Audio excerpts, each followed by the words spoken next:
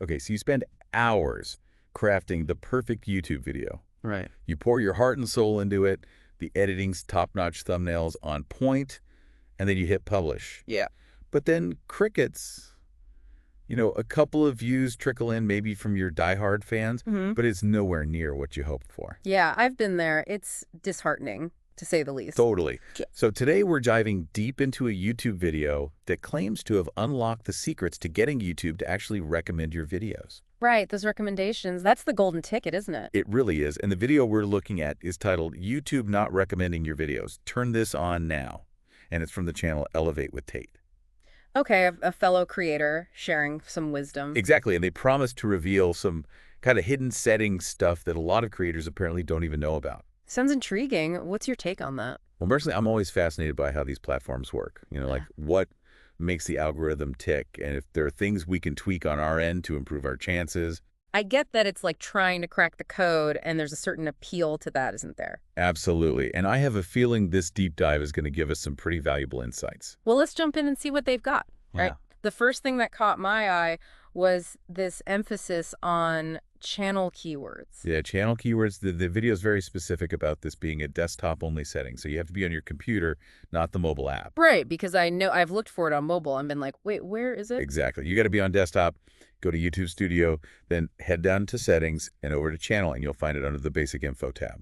Okay, so basic info, that's the keyword hub, essentially. Exactly. And it's all about telling YouTube what your channel is really about. Like, imagine you're giving the algorithm a cheat sheet. So it can properly categorize your content. Yeah, Yes. and match it with the right audience. Exactly. So think about it. The keywords you put here help YouTube understand who to show your videos to. Makes sense. And I'm guessing the more specific the keywords are, the better, right? Absolutely. Now, the video gave a couple of really interesting examples. Of course, you want to include your channel name, right? Sure, that's obvious, like Elevate with Tate in this case. Exactly. Yeah. So people searching for you directly can find you.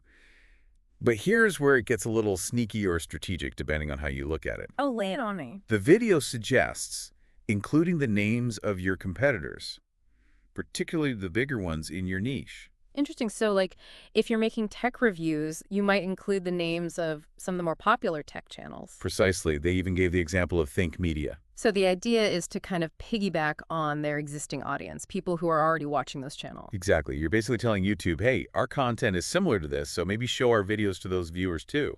Clever, but wouldn't that be kind of unfair? Like stealing someone else's audience? It's a valid concern, but the key here is relevance, right?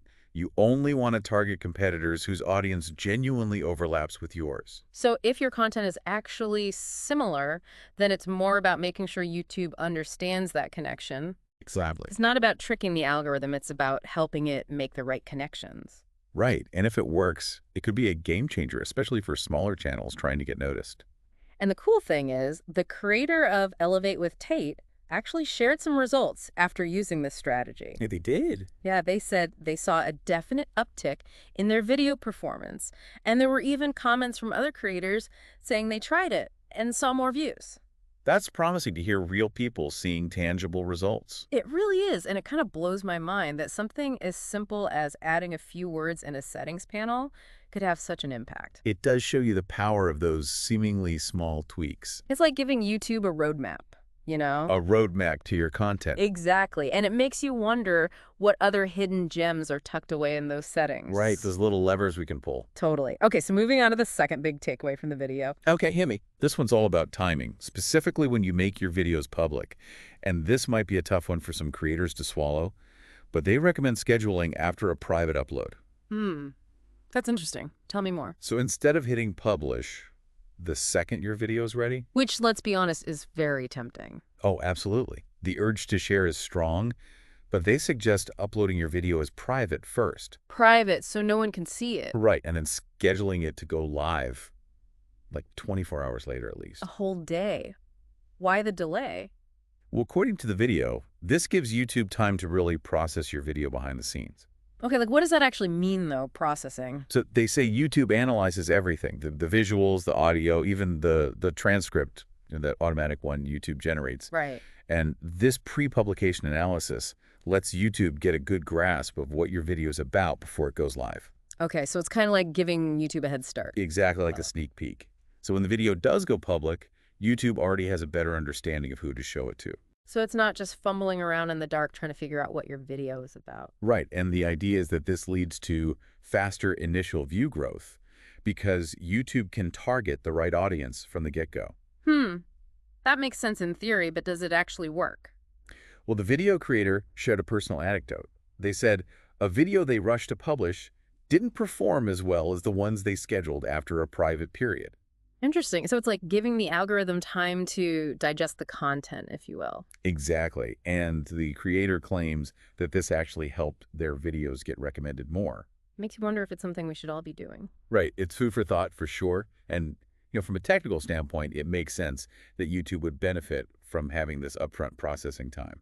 Right, like the algorithm gets a clearer picture. Exactly. And if a video performs well in those early hours after publishing. That's a good sign to the algorithm that it's worth recommending to a wider audience. Exactly. It's all about those early engagement signals, clicks, watch time, comments. And it's interesting because it challenges that instinct we have to just put our content out there immediately. Right. It's like we're so eager to share, but sometimes a little bit of patience can pay off. Patience and a little bit of strategy. Totally. Now, there was one more point the video touched on, and while it wasn't the main focus, it's still something worth considering. Oh, right. What's that? It's about community engagement, specifically the idea of connecting with other YouTubers in your niche. Okay, so like networking and building relationships. Exactly. The speaker mentioned small YouTubers leaving comments on each other's videos, subscribing to each other's channels. Yeah, kind of a support system within the YouTube community. Right, and that could be a great way to find your tribe, people who are creating similar content and who might be interested in what you're doing. But I imagine there's a right way and a wrong way to go about this. Oh, absolutely. And the video is very clear about this. They strongly cautioned against indiscriminate subscribing, like the whole sub for sub thing. Yes, where you subscribe to someone just so they'll subscribe back. Exactly. And while that might seem like a harmless way to boost your subscriber count, It can actually backfire. it can big time. Because here's the thing, YouTube pays attention to who's actually watching your videos. Right, engagement is key. Exactly. So if you have a bunch of subscribers who aren't genuinely interested in your content, They're not going to watch your videos for very long. exactly, they might click out of boredom or disinterest, and that sends a negative signal to YouTube. Like, hey, this video isn't that great.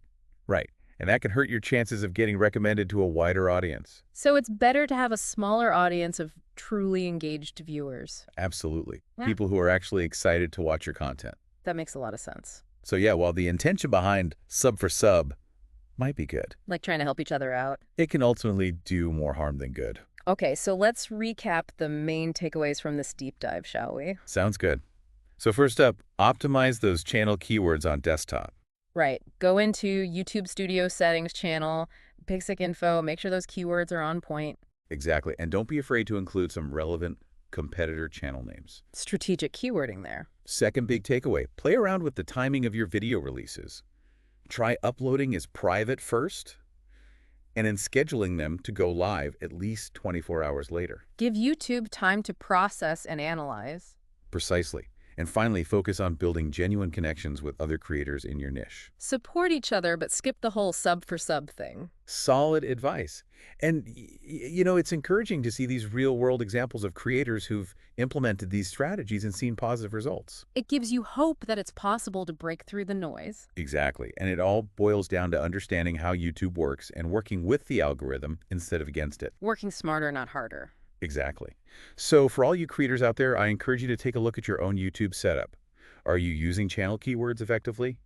Are you giving your videos that private processing time? And are you building genuine connections with other creators? It's all about asking yourself those questions and experimenting to see what works best for you. Absolutely, because at the end of the day, We all want our content to reach the right audience. exactly. And I think this deep dive has given us some valuable tools to help us do just that. It certainly has, and it makes you think about all the other subtle ways we might be influencing the algorithm without even realizing it, right? Absolutely. Like, could our consistency in a particular niche or genre be a bigger factor than we think? It's something to ponder, for sure. It is, and maybe that's something we can explore further in a future deep dive. I'd be down for that. Awesome. Well, until next time, keep creating, keep experimenting, and keep those algorithms guessing. See you then.